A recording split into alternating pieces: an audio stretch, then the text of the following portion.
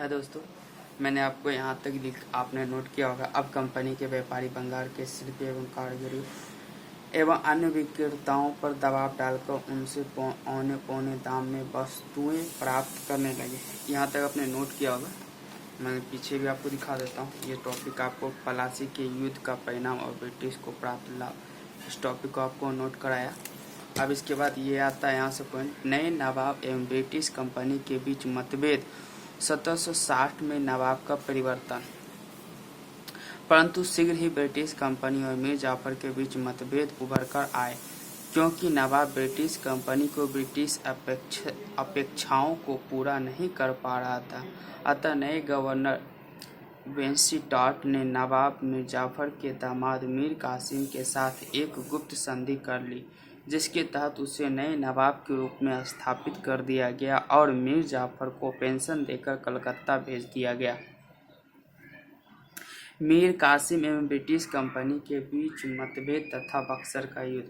कारण आर्थिक। नवाब मीर कासिम को इस बात की शिकायत थी कि कंपनी के व्यापारी ग्रामीण क्षेत्र में जाकर लोगों पर बलपूर्वक कम कीमत पर वस्तु प्राप्त करने की प्रयास करते हैं। राजनीतिक कारक।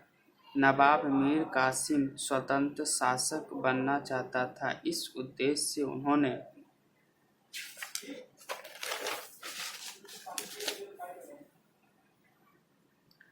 निम्नलिखित कदम उठाए। नंबर 1, वह अपनी राजधानी मुर्शिदाबाद से स्थानांतरण करके मुंगेर ले गया। उसने अपनी सेना का पुनर्गठन किया तथा मुंगेर में एक गन फैक्ट्री की स्थापना की। उसे मुगल बादशाह शाह आलम द्वितीय से औपचारिक स्वीकृति प्राप्त कर ली। तात्कालिक कारक क्या था? उससे सबसे बड़ी आपत्ति थी कि दस्तक के मुद्दे को दुरुपयोग को लेकर, अर्थात वह कंपनी के निजी व्यापारी पर चुंगी लगाना चाहता था, किंतु इस मुद्दे पर मतभेद इतना बढ़ गया कि उसने एक युद्ध का रूप ले लिया। मुंगेर में ब्रिटिश से पराजित होने के पश्चात वह अवध की ओर पलायन कर गया।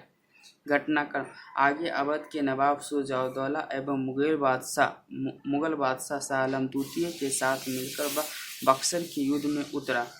22 अक्टूबर 1764 को बक्सर का युद्ध घटित हुआ, किंतु ब्रिटिश के हाथों ये तीनों शक्ति पराजित हुए। यहाँ तक नोट किया आपने।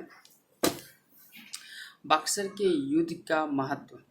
पलासी के युद्ध के विपरीत यह एक खुला युद्ध था। वह विश्वासघात से जीता नहीं गया था, बल्कि उसने ब्रिटिश की सेना श्रेष्ठता सिद्ध कर दी थी। पॉइंट नंबर 2, इसने कंपनी और नवाब के बीच प्रतिस्पर्धा को समाप्त कर नवाब को पूरी तरह कंपनी के अधीन कर दिया।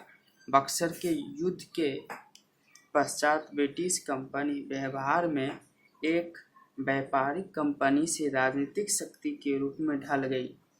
अब बंगाल के साथ साथ अवध भी उसे अधीन था तथा दिल्ली तक का मार्ग उसके सामने खुला हुआ था। सबसे बढ़कर बक्सर के युद्ध के पश्चात ब्रिटिश कंपनी को बंगाल की दीवानी प्राप्त हुई। फिर व्यापार में निवेश करने की समस्या हल हो गई, क्योंकि बंगाल से वसूले गए राजस्व का एक भाग से कंपनी भारत में वस्तुएं खरीदने लगी और उसे लंदन से कीमती धातु को आयात करने का दबाव कम हो गया।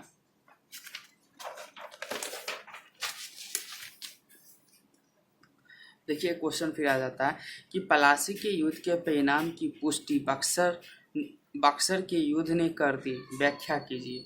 आंसर इसका, इस कथन से आशय है कि बक्सर के युद्ध ने पलासी के युद्ध अधूरे एजेंडे को पूरा किया तथा उसके परिणाम को चिरस्थायी बना दिया। पलासी का युद्ध विश्वासघात से जीता गया, परंतु बक्सर का युद्ध ब्रिटिश की सैन्य श्रेष्ठता सिद्ध कर दी। पलासी के युद्ध के पश्चात बंगाल के व्यापार पर ब्रिटिश कंपनी का नियंत्रण हुआ था। अब उसे पूरी तरह नियंत्रण हो गया। पलासी के युद्ध के बाद कंपनी को बंगाल से वित्तीय लाभ प्राप्त होने लगा, जिसे वह व्यापार में लगा सकता था, लेकिन बक्सर के युद्ध ने ब्रिटिश को बंगाल की दीवानी देकर व्यापार के निवेश को ही समस्या का हल कर दिया और अंत में वह इस युद्ध के बाद बंगाल के अतिरिक्त अवध और मुगल बादशाह शाह आलम द्वितीय भी ब्रिटिश के नियंत्रण में आ गया। निष्कर्ष: इस प्रकार प्लासी का युद्ध के बारे में हम कह सकते हैं कि इस युद्ध की पुष्टि बक्सर के युद्ध से हो गई। अब देखिए आपके सामने क्वेश्चन आ जाते कई। ये क्वेश्चन है, प्लासी का युद्ध एक बड़ा युद्ध नहीं बल्कि एक बड़ा विश्वासघात था, इसलिए यह ब्रिटिश कंपनी के वास्तविक रूप में लाभदायक नहीं था, बल्कि कंपनी को वास्तविक लाभ बक्सर के युद्ध से मिला। इस कथन का समालोचनात्मक परीक्षण कीजिए। यह सही है कि प्लासी का युद्ध एक बड़ा युद्ध नहीं बल्कि एक बहुत बड़ा विश्वासघात युद्ध था। वस्तुतः वह क्रिकेट मैच फिक्सिंग के तहत इसके परिणाम पहले से ही फिक्स थे, परंतु सिक्के का दूसरा पहलू यह भी था, आपको आगे लिखना पड़ेगा। मैंने लिखा नहीं, आप मैं किसी और टॉपिक में लिखा हूँ, मैं आपको बताऊंगा, तो इसका आंसर आप खुद लिखेंगे और मुझे बताएंगे। ये तीसरा क्वेश्चन, प्लासी के युद्ध ने ब्रिटिश कंपनी को एक व्यापारिक कंपनी से राजनीतिक शक्ति के रूप में परिवर्तित कर दिया। इस कथन पर प्रकाश डालिए। इस कथन पर आलोचनात्मक परीक्षण कीजिए।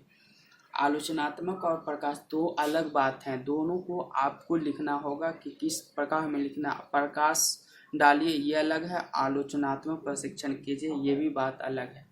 इस क्वेश्चन का आंसर अलग बिंदु पे आपको दिखाना पड़ेगा। ओके, तो ये क्वेश्चन है आपके सामने, इसका आंसर आप खुद लिखेंगे, प्रैक्टिस करेंगे। मैं आपको टॉपिक पढ़ा चुका हूँ, आप पीछे देख रहे होंगे कि कहाँ से टॉपिक उठाएं। क्वेश्चन के हिसाब से सर ने बताया गया कि ऐसा क्वेश्चन है तो ऐसा आया तो ऐसा, वहाँ से आपको निकालना पड़ा। देखिए लिखना स्टार्ट करोगे तो लिख लोगे। मैं तो ज़्यादा नहीं कुछ कहूँगा क्योंकि ज़्यादा समय भी नहीं है मुझे। ये खंड 2 हो जाता है उपनिवेशवाद, कॉलोनियलिज्म। उपनिवेशवाद किसे कहा जाता है?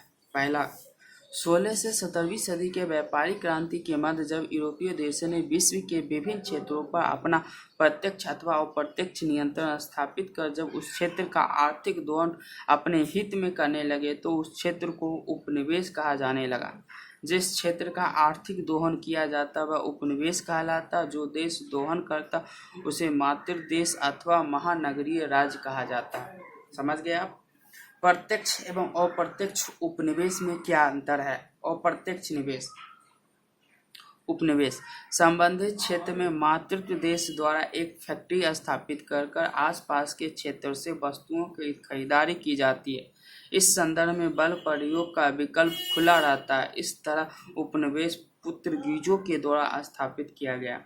प्रत्यक्ष निवेश उपनिवेश, परंतु कुछ क्षेत्रों में मातृ देश के द्वारा न केवल उपलब्ध सामग्रियों की खरीद की जाती है बल्कि अधिक से अधिक सामग्रियां प्राप्त करने के लिए उनके उत्पाद में भी दखल अंदाजी हस्तक्षेप किया जाने लगा और फिर उसके लिए प्रत्यक्ष नियंत्रण अनिवार्य हो गया। इस प्रकार का मॉडल डचों ने इंडोनेशिया में विकसित किया। तो आप देखें प्रत्यक्ष उपनिवेश और अप्रत्यक्ष उपनिवेश। उपनिवेशवाद से क्या तात्पर्य है? उपनिवेशवाद एक ऐसी विचारधारा है जो यह मानकर चलती है कि उपनिवेश का आर्थिक हित मातृत्व देश के आर्थिक हित के अधीन होता है। औपनिवेशिक शब्द से तात्पर्य वैसे नीति जिसका संबंध मातृत्व देश के द्वारा किसी क्षेत्र विशेष का उपयोग अपने आर्थिक लाभ के पक्ष में करने को है, उसे औपनिवेशिक कहा जाता है। भारत के संबंध में औपनिवेशिक नीति शब्द का प्रयोग कब से करना उचित है? आरंभ में यूरोपीय कंपनी को भारत में कीमती धातु देकर वस्तु खरीदनी होती है क्योंकि यहाँ संगठित राज्य और साम्राज्य थे। यह प्लासी और बक्सर के युद्ध के बाद ही संभव हो सका, जब ब्रिटिश कंपनी ने भारत पर भी औपनिवेशिक नीति थोपने का प्रयास किया। यह प्रक्रिया बंगाल से शुरू हुई और यह भी अन्य क्षेत्रों में फैलती चली गई। पूंजीवाद एवं उपनिवेशवाद में क्या संबंध है? मातृत्व देश के संदर्भ में पूंजीवाद था, वही उपनिवेश के संदर्भ में उपनिवेशवाद था। और चूंकि उपनिवेशवाद का बल मातृत्व देश के आर्थिक हित में उपनिवेश की आर्थिक व्यवस्था का दोहन करना था, इसलिए बदलती हुई पूंजीवाद की जरूरत के अनुकूल उपनिवेश के संदर्भ में मातृत्व देश के आर्थिक मांग भी बदलती गई। उदाहरण के लिए वाणिज्यिक चरण में उपनिवेशवाद का बल एक क्षेत्र विशेष से वस्तुओं का दोहन कर दूसरे क्षेत्र में वस्तुओं की बिक्री का मुनाफा कमाना था। अतः इस चरण में मातृत्व देश के द्वारा संबंधित उपनिवेश की वस्तुओं को लूटा गया। वहीं दूसरी औद्योगिक चरण में मातृत्व देश का बल संबंधित क्षेत्र को औद्योगिक वस्तुओं के बाजार के रूप में विकसित करने पर बढ़ रहा था। और अंत में तीसरा चरण वित्तीय चरण का था, जब उपनिवेश में मातृत्व देश पूंजी निवेश का मुनाफा कमाने लगा। उपनिवेशवाद किस प्रकार के संबंधों को रेखांकित करता है? आर्थिक, राजनीतिक, सामाजिक अथवा सांस्कृतिक। उपनिवेशवाद मूलतः एक आर्थिक संबंध को दर्शाता है, अर्थात संबंधित क्षेत्र के आर्थिक दोहन के लिए मातृत्व देश उपनिवेश निर्मित करता है। फिर चूंकि उसका उद्देश्य उस उपनिवेश से अधिकतम रूप में आर्थिक लाभ प्राप्त करने के लिए होता है, इसलिए नियंत्रण स्थापित करने के पश्चात वह संबंधित क्षेत्र के लिए राजनीतिक, सामाजिक एवं सांस्कृतिक नीति का भी निर्धारण करता है। अतः हम ऐसा कह सकते हैं वैसे तो उपनिवेशवाद मूलतः एक आर्थिक संबंध होता है, परंतु वह राजनीतिक, सामाजिक एवं सांस्कृतिक नीति को भी दिशा देता है।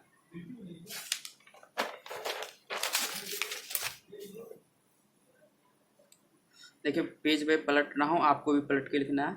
आपका नहीं पलटे तो मैं पॉइंट बाय पॉइंट लिखा रहा हूँ। वैसे तो मातृत्व देश इस बात का भी दबाव करते हैं कि उन्होंने किसी विशिष्ट विचारधारा के प्रभाव में संबंधित क्षेत्र में परिवर्तन लाया था, परंतु उनका यह दावा आंशिक रूप में ही सही है। ऐसा संभव है कि उनकी नीतियां पर कुछ हद तक विचारधारा का भी प्रभाव हो, परंतु उस पर मुख्य प्रभाव उनके आर्थिक हितों का होता है। उपनिवेशवाद का अध्ययन स्वरूप विरोधाभासी माना जाता है। यह विरोधाभास है पिछड़ापन बनाम विकास का। कैसे? जैसा कि हम जानते हैं कि उपनिवेशवाद के तहत मातृत्व देश एक के द्वारा संबंधित क्षेत्र का आर्थिक दोहन किया जाता है, अतः उपनिवेश का स्वामी परिणाम होता है गरीब एवं पिछड़ापन, परंतु उपनिवेश का बेहतर दोहन हो सके इसके लिए वह उपनिवेश में कुछ संस्थाओं की स्थापना करता है और वहां कुछ सुधार लाता है। इसके परिणाम स्वरूप उपनिवेश का विकास भी होता चलता है। अतः हम ऐसा कह सकते हैं कि उपनिवेशवाद का स्वामी परिणाम था गरीबी एवं पिछड़ापन, जबकि अनचाहा परिणाम था विकास। नव उपनिवेशवाद किसे कहते हैं? नव उपनिवेशवाद 20वीं सदी एवं उसके आगे की सच्चाई है, अर्थात द्वितीय विश्व युद्ध के पश्चात दुनिया में उपनिवेश मुक्ति की प्रक्रिया आरंभ हुई तथा इन उपनिवेशों से पश्चिम देशों का प्रत्यक्ष नियंत्रण समाप्त हो गया। वही समय था जब अंतर्राष्ट्रीय संबंधों के प्रजातांत्रिक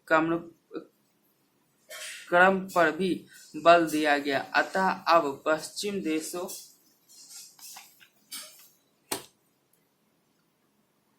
ने एशियाई, अफ्रीकी एवं लैटिन अमेरिकी देशों के प्रति अपनी नीति बदल ली और फिर अप्रत्यक्ष रूप में उन पर अपना दबाव बनाए रखने में प्रयास करने लगे। इसे नव उपनिवेशवाद का नाम दिया गया। समझ गए आप? मैं तो समझ गया, अब आपकी जिम्मेदारी आप समझे कि नहीं समझे। कुल मिलाकर आधुनिक भारत के अध्ययन के क्रम में हम भारत के संदर्भ में उपनिवेशवाद के 3 चरण देखें जो ब्रिटिशवाद में हो रहे बदलाव के अनुकूल होंगे। ब्रिटिश बदलते हुए अपने आर्थिक हित के अनुकूल भारत, देखिए ये ब्लू पॉइंट से ये मैं लिखना था, मैंने लाल से लिखा, आपको ब्लू से ही लिखना होगा। ठीक है। ब्रिटिश बदलते हुए अपने आर्थिक हित के अनुकूल को भारत के संदर्भ में अपनी नीतियां परिवर्तित करने लगे। इसलिए हम इन नीतियों का अध्ययन ब्रिटिश औपनिवेशिक हित के संदर्भ में करेंगे तथा ब्रिटिश औपनिवेशिक नीति को 3 चरणों में बांटकर देखेंगे